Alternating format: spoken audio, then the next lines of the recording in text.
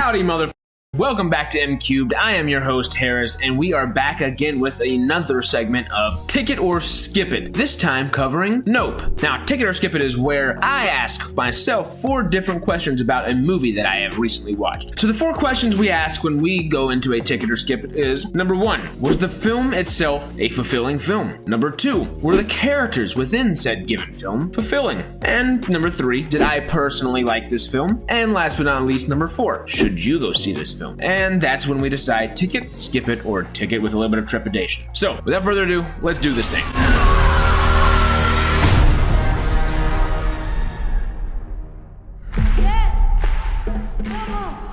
Nope was pretty damn cool. So, was it fulfilling? I would say yes. It very much is fulfilling. It is a little bit of a slow burn in the first half, and it definitely picks up pace-wise the second half. There are some people that say it is a bit too slow in the first half. I don't know about that. I might agree partially, but I do enjoy what we have. It's intricate. It's nice. I think it's Jordan Peele having fun. I like it when a filmmaker is able to have fun, and you can tell that he's having fun in his film. I think the film overall is very fulfilling. Were the arcs within the films fulfilling? Let's start with Daniel Kaluuya's character. He isn't necessarily the best at his job. He's a Hollywood horse wrangler. His dad was great, his sister's pretty good, and their business is struggling. And to see what he goes through in this film in kind of just a very short amount of time mentally and is able to achieve by the end, yeah, I'm saying his arc's fulfilling, for sure. Now, is Keke Palmer's character's arc fulfilling? Keke Palmer is kind of the highlight of the film. I adore Daniel Kaluuya and everything he does, but Keke does very,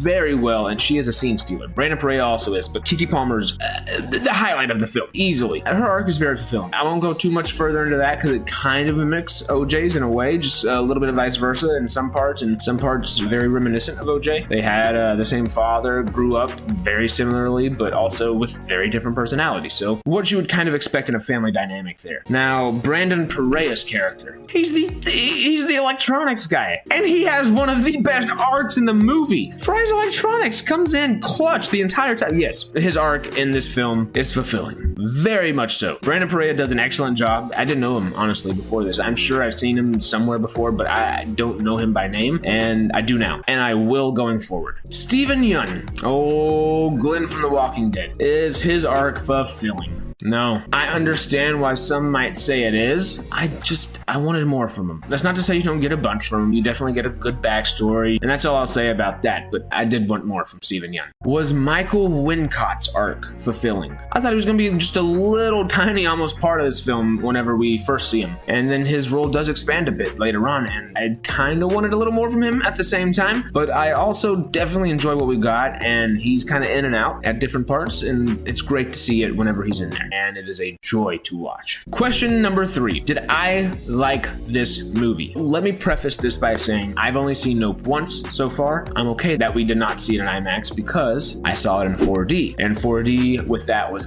awesome. The spaceship stuff flying around, there was water splurting in your face at different points. But without 4D in an IMAX theater, in a normal theater, I would definitely still say I would have enjoyed this film. Question number 4. So is the film worth watching? From that last statement of mine, yeah.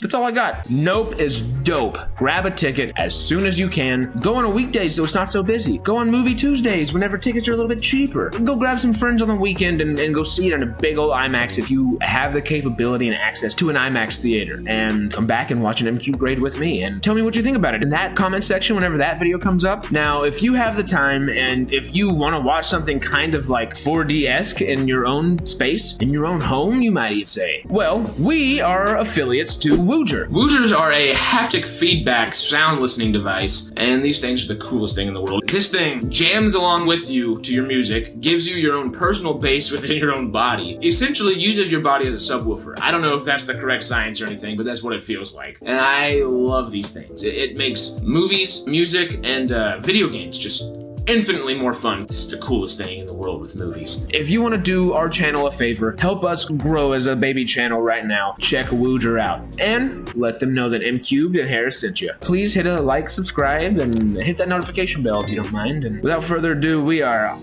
out of here. No, fuck that outro. Fuck that outro.